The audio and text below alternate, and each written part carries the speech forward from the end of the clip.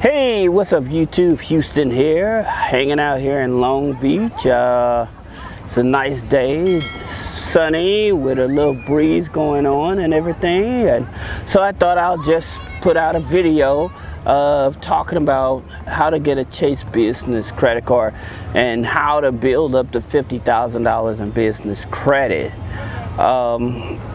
Like I said, for most of my videos, I keep telling people that the fastest way to build up business credit is actually just going through the banks, because where most people, they're still stuck on like net 30s and stuff like that. Net 30s does not help with getting business credit funding, like with Dun and Bradstreet and stuff like that. Having a high paydex score, you can have a 100 paydex score, but that's not going to guarantee you know funding, because you're still not building a relationship with the banks. Now, there are some banks that would maybe or maybe not look at your Dun's file, but I would say about 99% of the time, it's not going to have anything to do with your business, with your Dun and Bradstreet file. So that's the thing that I continue to tell people, is that what you're doing, you're wasting money, okay, and you're wasting time. And so by you worried about getting a Dun's number and then worried about having net 30s report and waiting on them to report, and then you're constantly buying net 30s. Like I told you, that even the net 30 game is changing.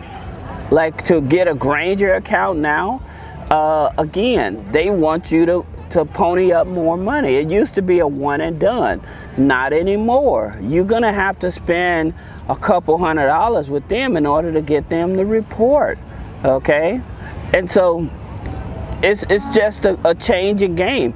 And I keep telling people, like, why not just build a relationship with the banks, like with a Chase Bank? And the way you do that is, if you're close to a Chase Bank, then what you want to do, first thing you want to do, you want to open up a personal checking account and a business checking account, right? And the reason is, you want to build a relationship with them, all right? And so once you open up your personal account and business checking account, I'm going to tell you a strategy that I would do. So here's something that I don't think many people understand. Like, you know, with the Amazon Visa is funded through Chase, right? So it's a co-partnered card. So if I was trying to build up my business credit, then I would look at the co-partnered companies. And so Amazon, 90% of people use Amazon or have used Amazon somewhere along the lines. Then what I would do, I would open up a Amazon business account, right? And so having an Amazon business account, again, what you're doing data mining.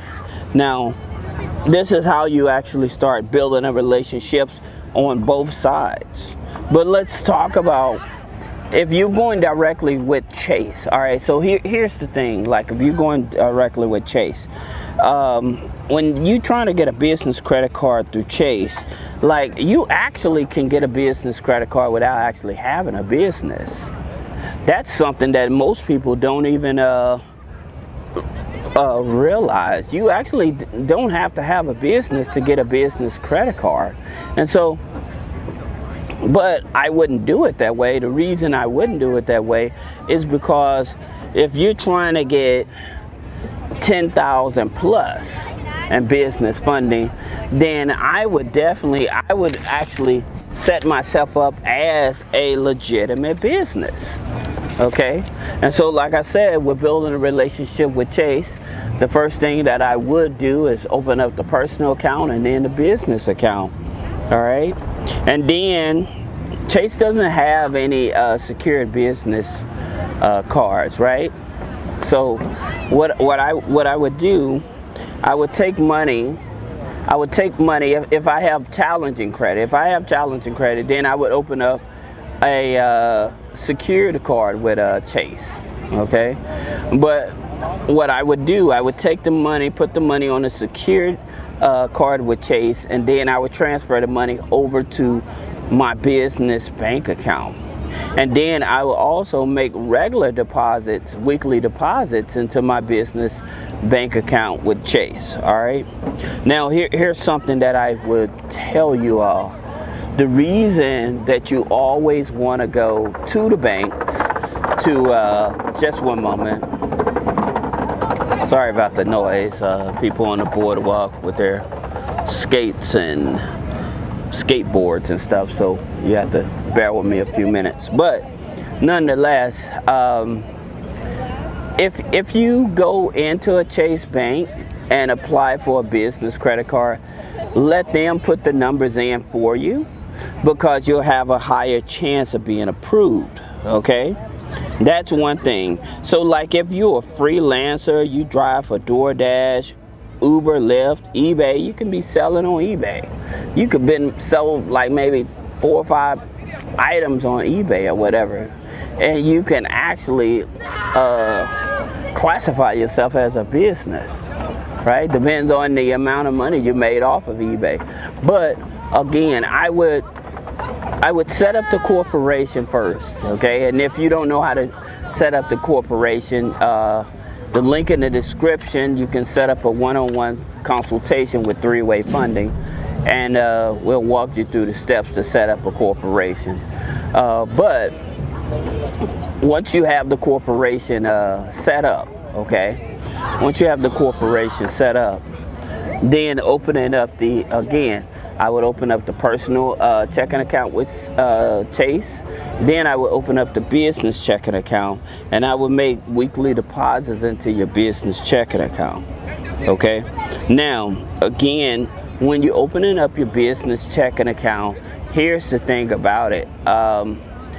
You can do projected numbers, what you anticipate on making. Okay, so you have to be reasonable. Also, here's another thing: when you're applying for like a business credit card through Chase, I would say, to be safe, they're gonna ask you, well, how much money you want, okay, on your business credit card. They're gonna ask you that. You can do 2 things. You can either go conservative and say that and keep it under 25,000, or you can just say, well, what's the max? And so when you tell them, well, what's the max, let them put in the numbers, and they're going to look at the projected financials. They're going to look at your relationship with Chase. They're going to look at your credit score, right? So they're going to look at these things and let them come back with a number. So if they come back with a number too low, then you can ask the person that put in the application. So you can call the underwriter and ask them to give you a credit increase, right?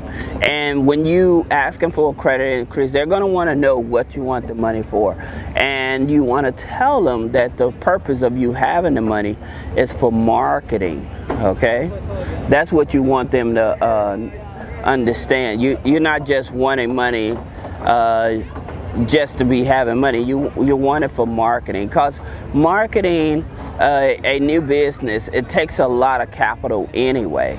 So that's one of the biggest reasons that you want to tell them you want the money for marketing. Now, here's another thing that you have to understand in terms of your business. If you have a high risk NAICS code, a SIC code, like most people wanted to go into real estate investing and stuff, that's high risk. Okay, so because that's high risk, you're either going to get a little money or you may get denied. Okay, again, because those are high risk. Or you said that you're trying to start a restaurant. Now, one of the things that I've told people, if you're going to be trying to start a restaurant, you don't want to tell them you're going to start a restaurant. We actually tell you more favorable NAICS code to help you get the maximum amount of money, but you do not want to tell them a restaurant. So you have to keep that in mind. You don't want to do high risk type of businesses, okay? So that's just a few things. I'll tell you something else.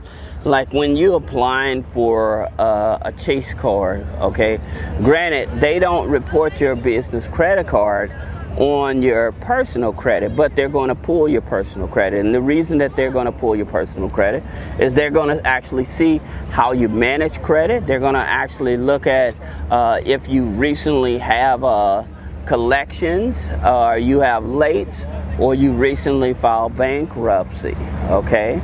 So if those are some situations that you're currently dealing with, I wouldn't apply with Chase. Now here's another thing. This is what's cool about Chase. Like, if you got a 680 credit score with Chase, then Chase will still give you a business credit card, right? They'll give you a business credit card. Now, if you're denied, here's something that you want to tell them.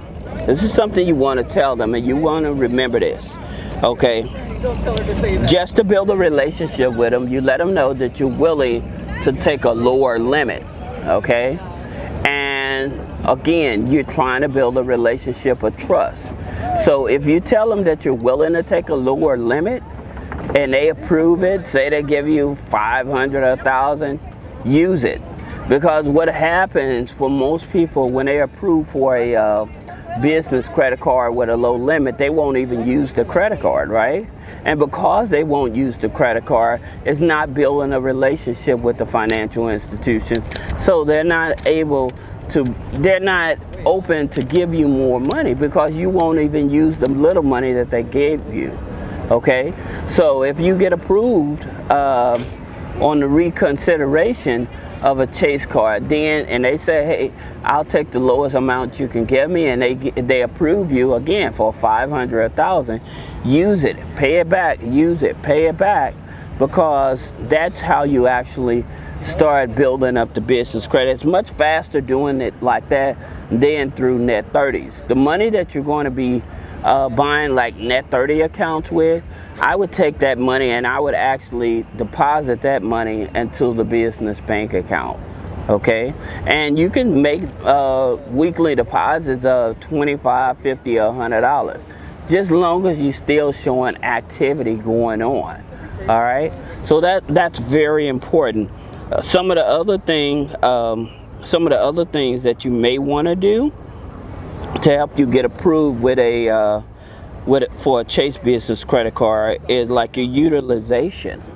Like if you have a low utilization, that's going to help you. But if it's high, then that can count against you, all right? Also the inquiries. I always tell people, if you have more than 6 to 8 inquiries, you're in a danger zone of denial, okay? Now, in terms of if you want to try to get some inquiries removed before applying for the Chase business credit card, then what you would have to do is call the credit bureau's fraud department, and you can either tell them that these inquiries got here because you was high pressured into sales, something like that, and they will remove them. Now, I tell you, if you're trying to remove inquiries, I wouldn't challenge the inquiries that I have open accounts on, unless like those inquiries are over 9 months old. But if they're fairly new and you just got the account, people are doing it, but you can take chances of getting your account locked up because it looks like fraud. So that's the reason that I would not challenge a brand new account I just opened, okay? And while you're applying for the Chase business credit card, also, if you can, I wouldn't apply for multiple cards all at once. I would apply for the Chase business credit card and let that go through before I start applying for other business credit cards, okay? Now, here's some things that you have to do in terms of income that's going to help you. you need to list the total income, total household income. And that's one thing, like when they say like how much your income, they're looking at how much is your total household income. All right, so like I said, your total household income may be with you and your spouse, which would probably push your income up maybe about 75, 80,000. So, but that's what they're actually looking at. Now, also, when they talk about total income, like you may have a income, say from an annuity, or you may have income or you may have money that's been locked up in a 401k. Because you have that type of income, that's also considered as well. That's the reason I tell people, like when you putting in an application for your business credit cards, to call people over the phone, because when you do that and you're talking to them to get approved, they'll ask you how much is your total income, and then they'll ask you, do you have a 401k? So if you tell them, yeah, I got a 401k with about $75,000 in it, so they will count that as part of your income as well. Okay, so this is just a few things that you should know when you're trying to apply for a business credit card. Okay, and for those of you just finding my YouTube channel, please don't forget to subscribe, comment, and like. If you have any questions about building business credit or applying for other business credit cards, check out the link in the description and set up a consultation. So this is Houston with 3-Way Funding. Thank you.